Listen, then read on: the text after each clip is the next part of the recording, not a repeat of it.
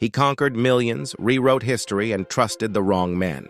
History is more than dates and names. It is the story of power, ambition, triumph, and downfall. Welcome to Historical Figures, where we uncover the lives of the men and women who shaped the world and altered the course of time. If you're drawn to epic stories, untold truths, and the moments that forged history, subscribe to the channel and stand with us as we journey into the past. Now, let history speak. Rome would remember Julius Caesar as a conqueror, a tyrant, a god, and a corpse lying in a pool of his own blood. But on the final morning of his life, he was none of those things. He was simply a man walking toward a meeting he believed he controlled, surrounded by friends he believed he understood. Knives waited for him in the Senate. What makes Julius Caesar's death so haunting is not the violence, but the intimacy.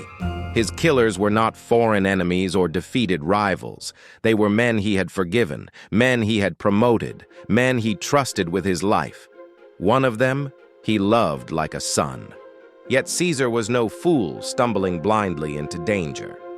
He had survived pirates, dictators, civil wars, and betrayals before. He had crossed a quiet river called the Rubicon, knowing it would ignite Rome and change history forever. He understood power better than anyone alive. So how did the most brilliant general of the ancient world fail to see the blades coming from the closest circle around him? The answer lies not only in ambition and politics, but in a fatal belief that loyalty could be engineered, that mercy could disarm fear, and that history could be controlled by sheer force of will.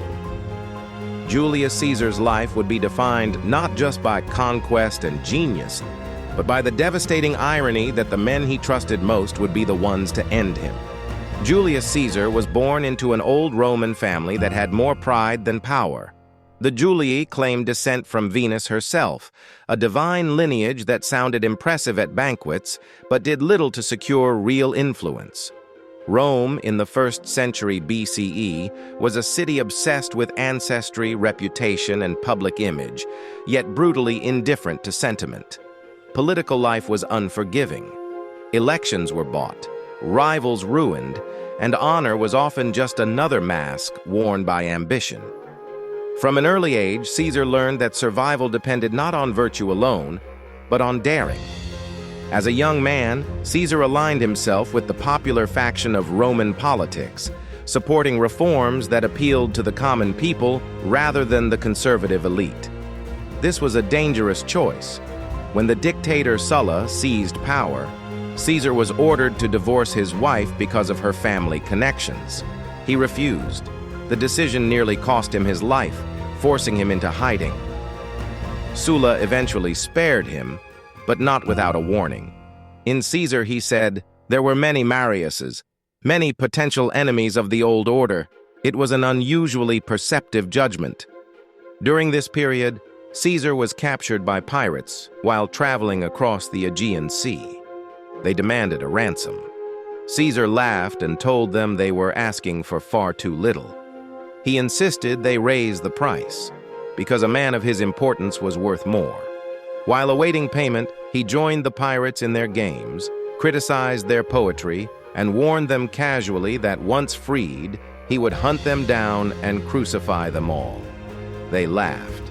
After his release, Caesar gathered ships, captured the pirates, and carried out his promise. Though in a rare act of calculated mercy, he ordered their throats cut before crucifixion. Rome had glimpsed its future master. This blend of confidence, cruelty, and theatricality became Caesar's signature. He could be generous to the point of extravagance, forgiving enemies and rewarding loyalty with almost reckless abundance. But he never forgot a slight. Kindness was a strategy, not a weakness. People were allies, assets, or obstacles, and sometimes they moved between those roles with frightening speed. Caesar's climb through Roman politics was spectacular and deeply controversial. He spent enormous sums on public games, monuments, and bribes, plunging himself into debt so vast it would have destroyed a lesser man. Yet debt became leverage. His creditors needed him to succeed, His popularity with the masses made him politically untouchable. By the time he reached the consulship, Caesar had already mastered the art of turning personal risk into public momentum. To secure his position, Caesar formed an alliance with two of the most powerful men in Rome: Pompey the Great, the Republic's most celebrated general, and Marcus Licinius Crassus, its wealthiest citizen. The three men could not have been more different. Pompey thrived on reputation and tradition, Crassus on money and influence. Caesar, however, thrived on people. He remembered faces, granted favors, forgave enemies, and created bonds of personal loyalty that went far beyond political convenience. The alliance dominated Rome while maintaining the illusion that the Republic still ruled itself. When Caesar departed for Gaul, many in Rome expected him to fade into the background. Instead, he transformed Gaul into the proving ground of his legend. Over nearly a decade, Caesar fought dozens of campaigns against fiercely independent tribes. He built bridges across rivers in days, starved enemies into submission, and crushed revolts with ruthless efficiency.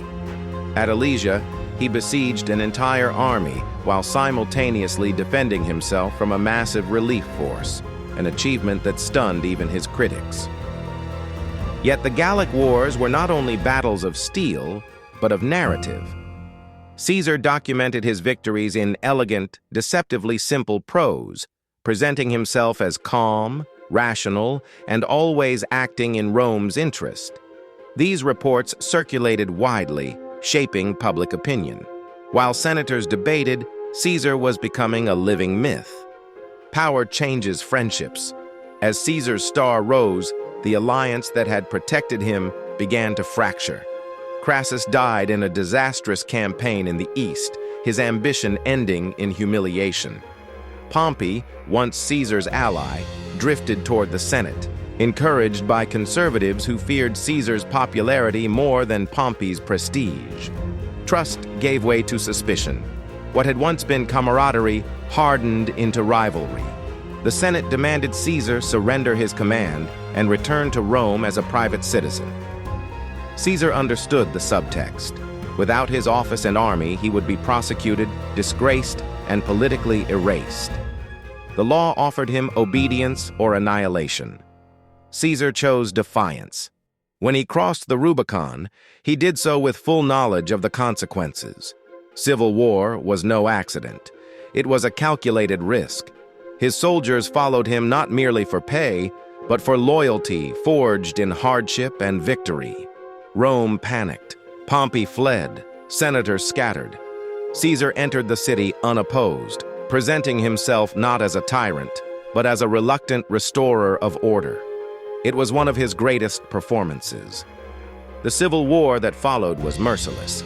Caesar pursued Pompey across Italy, Greece, and beyond. At Pharsalus, he defeated a larger force through superior tactics and discipline. Pompey fled to Egypt, where he was murdered by men hoping to gain Caesar's favor. When Caesar was presented with Pompey's severed head, he reportedly turned away in grief and disgust. Rome's greatest rivalry had ended not in triumph, but in shame. In Egypt, Caesar encountered Cleopatra, a young queen fighting for survival. Their alliance was political, personal, and theatrical. Caesar's support secured her throne. Their relationship scandalized Rome, but reinforced Caesar's image as a man who shaped nations and dynasties at will. A son was born Caesarion, a living symbol of power that unsettled many in Rome. When Caesar returned, he was supreme. He reformed the calendar, expanded the Senate, settled veterans, and centralized authority. He accepted honors that edged closer to monarchy than any Roman was comfortable admitting. Statues depicted him like a god. Senators rose when he entered. He was named dictator for life. Yet Caesar believed mercy would protect him. He pardoned former enemies, restored their offices, and trusted that gratitude would outweigh resentment. Among those he spared were Marcus Junius Brutus and Gaius Cassius Longinus. Brutus was especially close to Caesar, bound by affection, philosophy, and family legacy. Cassius was sharper, more resentful, and deeply troubled by Caesar's dominance. To them, Caesar was no longer a man, but a threat to the Republic's soul. They convinced themselves that assassination was not murder, but duty. Each conspirator justified the act differently, but all shared the same fatal miscalculation. They believed killing Caesar would restore the old order. Warnings arrived like echoes of fate. A soothsayer cautioned Caesar to beware the Ides of March. His wife, Calpurnia, dreamed of his death and begged him to stay home. Friends whispered of plots. Caesar dismissed them all. Perhaps he believed his clemency had disarmed hatred. Perhaps he believed himself indispensable. On March 15, 44 BC, Caesar walked to the Senate, surrounded by men he trusted. As a petitioner approached, knives flashed. Caesar resisted until he saw Brutus among the attackers. At that moment, resistance drained away. Tradition preserves his final words as a question, less a cry of pain than disbelief. The conspirators claimed they had freed Rome. Instead, they unleashed chaos. Caesar's funeral ignited fury. Mark Antony's words turned grief into rage. The crowd saw Caesar's wounds and heard his generosity to the people. Rome burned with anger. Civil war returned. Brutus and Cassius fled and eventually took their own lives. Antony fell. Octavian, Caesar's adopted heir, emerged victorious. He would rule as Augustus, Rome's first emperor, completing the transformation Caesar had begun. Julius Caesar died believing loyalty could be engineered through mercy and shared history. He was wrong. Yet his name became immortal. Emperors would be called Caesars for centuries. His life stands as a warning written in blood. The greatest danger to a brilliant leader is not the enemy across the battlefield, but the friend close enough to whisper reassurance while holding a blade. In the end, Caesar was not destroyed by ambition alone, nor even by tyranny. He was destroyed by faith in people, in gratitude, and in the fragile belief that power could be held without fear.